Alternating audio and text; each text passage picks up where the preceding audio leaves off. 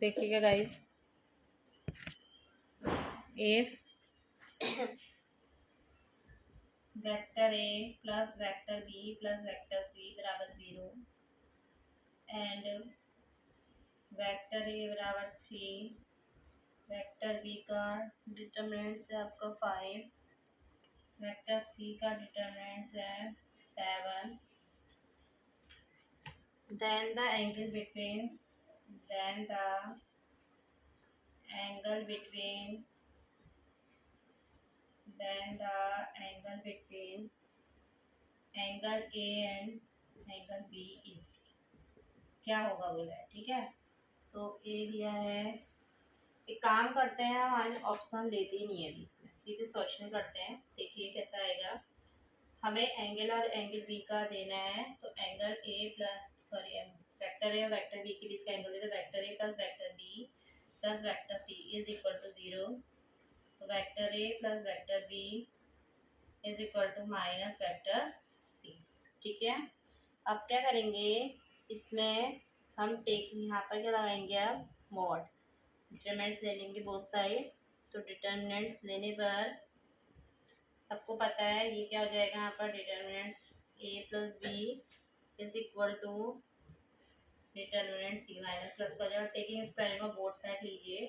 तो vector A plus vector B का determinant plus vector C का डिटरमिनेंट कॉमन लगाइए यहाँ पे, वेक्टर ए का मॉड का स्क्वायर प्लस वेक्टर बी का मॉड का square plus 2 vector A dot vector B equal to vector C का डिटरमिनेंट का स्क्वायर।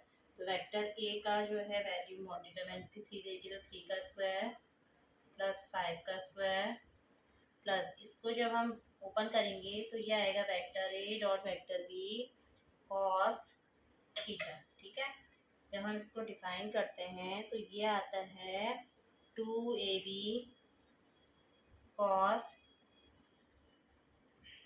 वेक्टर ए का ये क्या है, उसका मतलब भी वही है 2ab कॉस थीटा। ठीक है, यहाँ पर लगा लीजिए।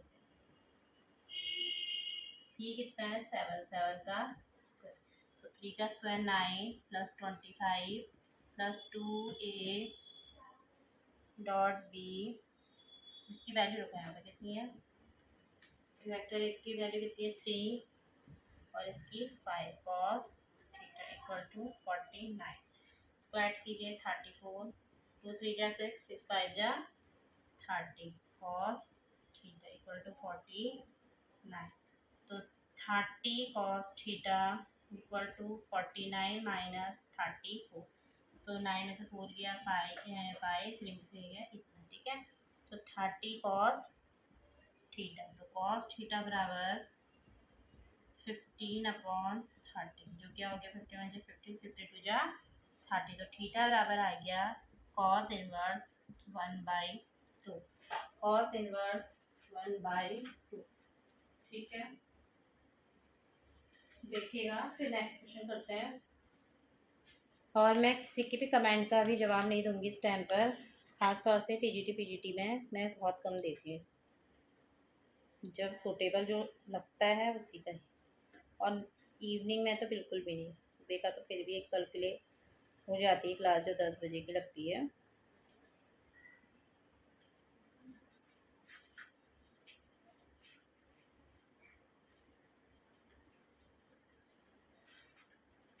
देखिएगा,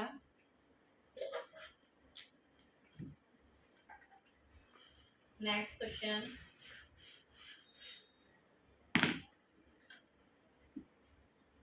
इंटीग्रेट 0 से 1 tan 1/1 प्लस एक्स स्क्वायर। हमें ये वैल्यू फाइंड करनी है।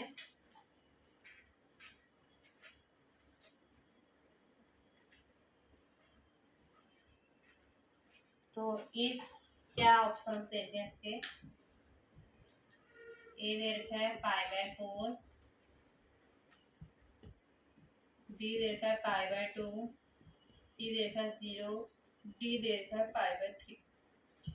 सारे हम इम्पोर्टेंट क्वेश्चन लेंगे, सब उससे जितने हो पाएंगे 15-20 क्वेश्चन। ठीक है, तो इसको यहाँ पर करा, तो इसका जब हम इंटीग्रेट करेंगे तो 0 से 1 1/1 plus x square D x, इसका इंटीग्रेशन होता है tan इनवर्स x, और लिमिट जाएगी 0 से 1। क्या जाएगी लिमिट? 0 से 1। तो यहाँ पर x की जगह पे 1 रखेंगे माइनस tan इनवर्स 0। तो कहाँ पर होती है वैल्यू 1 की? 1 कहाँ पर होती है? tan π/4 में, और ये क्या होता है? 0 ही होता है, तो tan 0। ठीक है, ये तो 0 हो गया।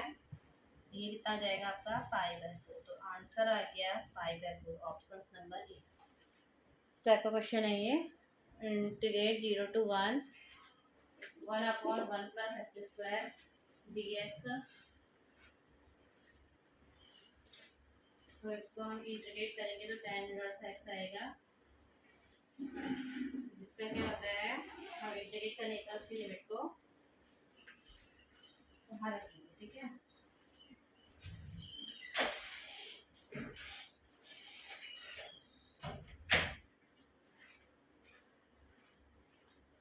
तो सॉल्व करने पर हमारा ये आंसर आ जाएगा π/4। देखिएगा नेक्स्ट क्वेश्चन। y = 3x + 2 दिया है। ठीक है, fx = इतना दिया है, तो फाइंड द देन क्वेश्चन को if fx = 3x + 2 then f inverse x is. Options दे रखे हैं x - 2/3, 2 + x/3, x - 1/4, x - 3/2। ये ऑप्शंस दिए हैं। इन्वर्स वाले क्वेश्चन भी मैंने करा रखे हैं जो कि फंक्शन के अंदर के हैं। तो यहाँ पर हम fx हमें दिया है, क्या गिवन है हमारा? 3x + 2। ठीक है, क्वेश्चन कह रहा है कि इफ fx = इतना तो देन f इनवर्स x। तो हम fx क्या होता है? f is the function of x, it means fx को क्या लिखते हैं? y। ठीक है, इन्वर्स में मैंने हमेशा बता रखा है जब y बराबर लेंगे तो हम x की वैल्यू को फाइंड आउट करेंगे। तो x 3x हो गया, प्लस का इधर जाके माइनस, तो x बराबर कितना आ गया? f/2 3। ठीक है ना, तो y = हमने fx लिया है, तो यहाँ से x बराबर कितना हो जाएगा? f inverse y। तो x की जगह पे f इनवर्स y आया, y - 2/3। अब हमें क्या निकालना है? f inverse x। तो y को सब्स्टिट्यूट कीजिए x, तो कितना हो गया? x - 2/3। आप इतना करने की जरूरत नहीं है, तो जब हमें वहाँ पूरा एक्सप्लेन करना होता है तब जाके करते हैं। अदरवाइज यहाँ से समझ में आ गया है कि इसको सीधे x की वैल्यू निकालनी है, तो सीधे बस यहाँ पर जो y है ना, उसको x रख लीजिए, आ जाएगा सीधा आंसर। ठीक है, इस तरह से क्वेश्चन करते हैं। हमें यहाँ से समझना है कि x y की वैल्यू दी है और x की वैल्यू निकालनी है, तो इसको निकालनी है, तो यहाँ पर लास्ट में y की जगह पे x सब्स्टिट्यूट करना है। ठीक है, तो इस तरह से आंसर निकलेगा। देखिएगा नेक्स्ट क्वेश्चन।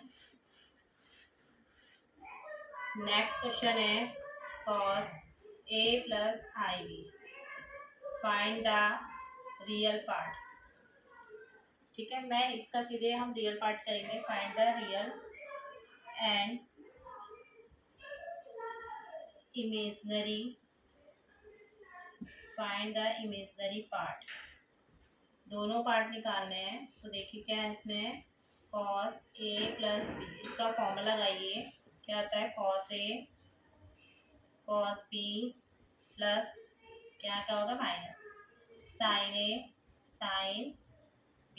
ठीक है, तो cos ix हमें पता है कितना होता है? cos हाइपरबोलिक b, और sin ib बराबर हमें पता है कितना था? sin hyperbolic b, i sin hyperbolic b। ये आइडेंटिटीज आपको रिमेम्बर होनी चाहिए कि cos ix बराबर cos हाइपरबोलिक x होता है, और sin ix बराबर i sin हाइपरबोलिक x होता है। ठीक है, तो ये cos a cos hyperbolic b, आई आगे आ गया, sin a sin hyperbolic b।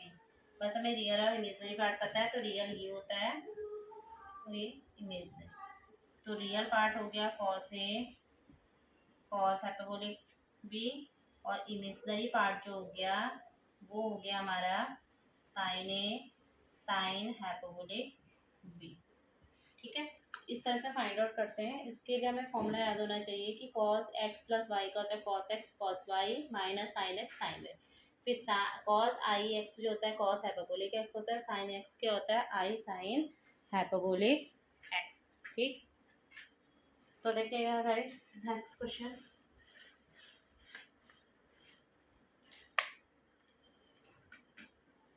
Next question दे रखा है, if vector a and vector b are two unit vectors inclined at an angle of 60 degree to each other, then ये request का vector A plus vector A का determinant equal to √3, vector B दिया है vector A plus vector B का determinant less than 1, vector C दिया है vector A minus vector B का determinant is greater than 1, vector D दिया है vector A minus vector B greater less than 1। Question को एक बार समझ लेते हैं।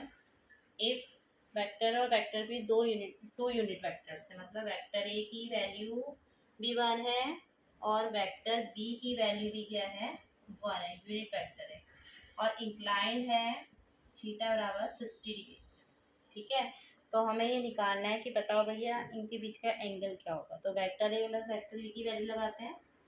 तो देखिए vector A plus vector B का स्क्वायर क्या होता है, स्क्वायर का तो वेक्टर ए का स्क्वायर प्लस वेक्टर बी का स्क्वायर प्लस 2ab, जब एंगल की बात करते हैं साथ में cos थीटा। ठीक है, तो vector A plus vector B का डिटरमिनेंट ये कितना है 1 का स्क्वायर 1 हो गया 1, यहाँ पर 2 cos थीटा, थीटा की वैल्यू भी 2 प्लस 2 कितना स्क्वायर करा तो यहाँ रूट आ गया, इसकी वैल्यू कितनी ये कितना हो गया 2 cos थीटा, कॉमन आया 2, अंदर क्या बचा 1 प्लस cos थीटा। ठीक है, क्या करना है हमें vector A plus vector B का स्क्वायर करना है। ये फॉर्मूला लगेगा वेक्टर ए का स्क्वायर प्लस वेक्टर बी का डिटरमिनेंट का स्क्वायर प्लस 2 वेक्टर ए का डिटरमिनेंट वेक्टर बी का डिटरमिनेंट cos थीटा। वैल्यू इसको पुटअप करेंगे। यहाँ पर मैंने, ये आपको पता ही होगा जब प्लस होता है तो फॉर्मूला क्या लगता है 2 cos square theta by 2 minus 1। ठीक है, 1 से 1 कटा 2 2 जा 4 √4 cos स्क्वायर थीटा बाई 2। अभी एंगल नहीं रखा ना, एंगल अभी ऐसा तो एंगल में पहले ही रख ली थी तो ज़्यादा सूटेबल था क्योंकि हमें ये क्या निकालना है। हाँ, यहाँ से चलो एक और आ जाएगा आंसर, तो ये हो गया 2 cos थीटा बाई 2। कभी आता है पेपर में कि vector A plus vector B upon 2 की वैल्यू कितनी होती है, तो ये होती है भाई cos थीटा बाई 2। कितनी होती है cos थीटा बाई 2। तो हमें यदि यहाँ से सीधा आंसर पता हो ना तो हम अपनी वैल्यूज़ को निकाल सकते हैं। तो vector A plus vector B की जो वैल्यू होती है अपॉन में 2 होती है 2 cos थीटा बाई 2। अदरवाइज देखो यहाँ से कर लेंगे, एक वो वहाँ से वो निकल गया, दूसरा यहाँ से कर सकते हैं। थीटा की वैल्यू को पुट कीजिए, cos 60 है, cos 60 होती है 1/2, तो 1 प्लस 1 प्लस 2 1/2, 2 से 2 कैंसिल आउट हुआ तो कितना आ गया रूट, कहाँ पर मैचअप करें √3। ठीक है, वहाँ से भी निकल सकता है। यदि आपको सीधे ये याद हो रहा कि vector A plus vector B का डिटरमिनेंट्स अपॉन 2 जो होता है, डिटरमिनेंट्स का जो मॉड है, या मैट्रिक्स पढ़ा के डिटरमिनेंट्स याद है, vector A plus vector B का जो मॉड है अपॉन 2 वो होता है आपका cos थीटा बाई 2। तो vector A plus vector B का मॉड 2 cos थीटा बाई 2। कहीं पर भी यदि मुझसे इसमें मॉड डिटरमिनेंट्स बोल दिया गया है तो सॉरी फॉर द डिटरमिनेंट्स। ठीक है, क्योंकि मैट्रिक्स पढ़ाई तो उसी से याद आ रहा है मॉड है। तो यहाँ पर थीटा की वैल्यू 60 है, 60 अपॉन 2। ठीक है, तो 30 हो गया, तो cos 30, तो 30 की वैल्यू कितनी होती है 2 √3 अपॉन 2, तो कितना आ गया √3। देखो दोनों मेथड से कैसे भी कर सकते हो अपने सुटेबल हिसाब से। ठीक है, नेक्स्ट क्वेश्चन देखिएगा, देखिए से नेक्स्ट क्वेश्चन देखिए।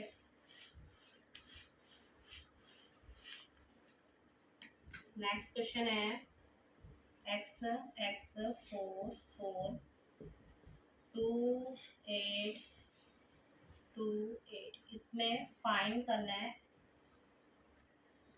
एक्स इज ए दिया है +-4, बी दिया है +-2, सी दिया है +-3, डी दिया है +-1। तो हम इसको सॉल्व करेंगे। तो यहाँ पर सॉल्व करने पर कैसे सॉल्व करेंगे इसे? एक्स एक्स एक्स कितना हुआ? एक्स स्क्वायर 4 4 जा 16, 2 8 जा 16 -2 8 जा 16, तो 16 में 16 गया कितना है 0। X square -16 equal to 0, x square equal to 16, तो एक्स बराबर भाई +-4। इट मीन्स ऑप्शन नंबर क्या हुआ? Option number A. ठीक है, ऑप्शन ए, ऑप्शन ए होगा। सिंपल ही है क्वेश्चन, ज़्यादा टफ नहीं है। देखिएगा next question, if alpha and beta are the roots of the equation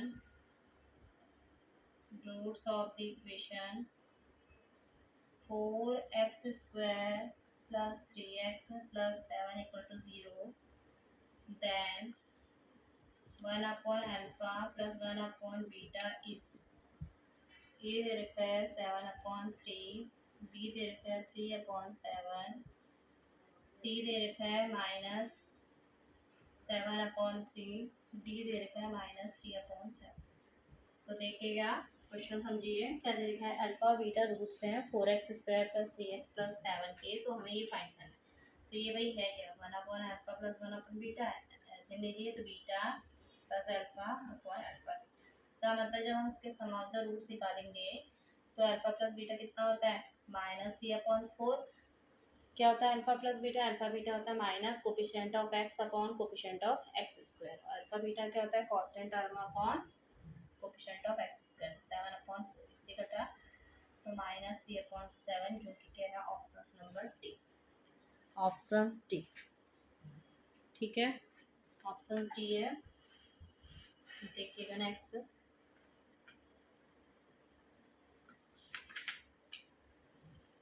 next question देखिए, if 1 omega omega square are the unit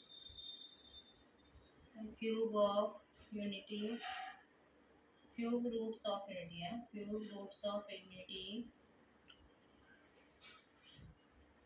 then a plus b, a omega b omega square, a omega square plus b omega square is a जैसा 0, b जैसा 1, c a plus b, d दिया है a square plus b square. तो देखिए क्या है ये, यहाँ पर हमें बोला है कि 1 omega omega square cube roots of unity है, तो भाई ये निकालो। तो अब इसको हम कैसे निकालें? हमें कुछ कॉमन दिया है, ठीक है। तो ऐसा क्वेश्चन जब हमें कुछ कॉमन नहीं दिया होता है तो सबसे पहले हम क्वेश्चन उतार लेते हैं।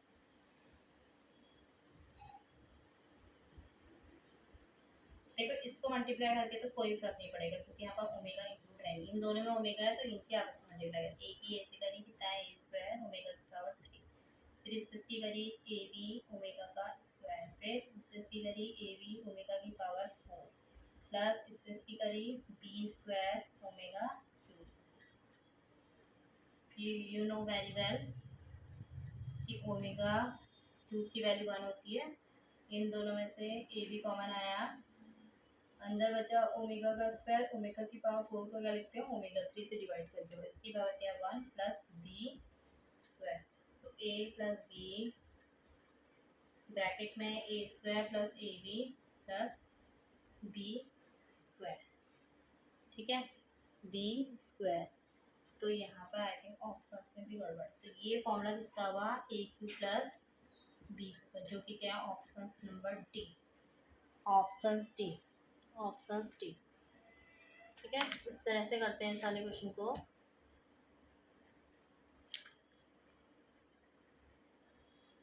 इन क्वेश्चन में दिक्कत नहीं है, बस आइडेंटिटीज याद होनी चाहिए कि ओमेगा 3 की पावर 1 होती है और 1 प्लस ओमेगा स्क्वायर जो होता है वो 0 होता है। ठीक है, तो देखिएगा नेक्स्ट।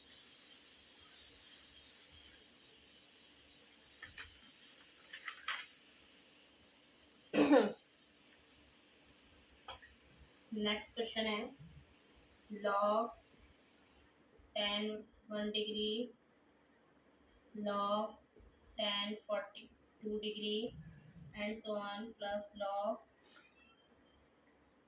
tan 59 degree. ठीक है, इस क्या दिया ऑप्शन में 1 0 tan 45 या फिर डी tan 80। क्वेश्चन दिया है, बहुत इंपॉर्टेंट क्वेश्चन है। log tan 1 degree plus log tan 2 degree plus इतना है, तो कैसे करेंगे? यहाँ पर log mn का फॉर्मूला लगा देंगे, क्योंकि m ये होता है ना properties, log mn equal to log m plus log n। तो यहाँ पर क्या आएगा? tan 1 degree tan 2 degree tan 3 degree, एक बीच में ऐसा भी आएगा जो कि क्या होगा tan 45, क्योंकि इसकी जो लिमिट है वो tan 89 दिया, तो 89 से पहले 45 भी आएगा और tan 45 की वैल्यू क्या होती है 1, तो आगे को तो सोचना ही नहीं है। ठीक है, तो 1 के साथ कितना भी मल्टीप्लाई कर लो, 1 को मल्टीप्लाई नहीं करना है, 1 लिखना है 1 आ गया तो भाई इसका 1 का करा तो log 1 की वैल्यू कितनी होती है 0, तो log 1 इक्वल टू कितना आ गया 0, तो ऑप्शन हो गया आपका इसका बी, ऑप्शन बी। ठीक है, नेक्स्ट क्वेश्चन देखिए। x2 2y 4 3 8 2 ये मैट्रिक्स है, वो डिटरमिनेंट्स करेंगे। ठीक है, x एंड y देन इस ये दिया है यहाँ पर 4 x equal to 4 y equal to 8, ये दिया है x equal to 8 y equal to 4, C दिया है x बराबर 3 y इक्वल टू 2, x बराबर 2 y इक्वल टू 3। देखो सोचने की जरूरत नहीं, सीधा आ रहा है, x जो है 4 के इक्वल है, y जो है 8 के इक्वल, तो ऑप्शन मैट्रिक्स में इक्वल हो जाते हैं, इक्वल मैट्रिक्स के अकॉर्डिंग, डिटरमिनेंट्स में नहीं होते। ठीक है, तो क्वेश्चन आई थिंक हमारे 15-20 करते रहेंगे आगे को, और तो देखिएगा अगला क्वेश्चन नेक्स्ट।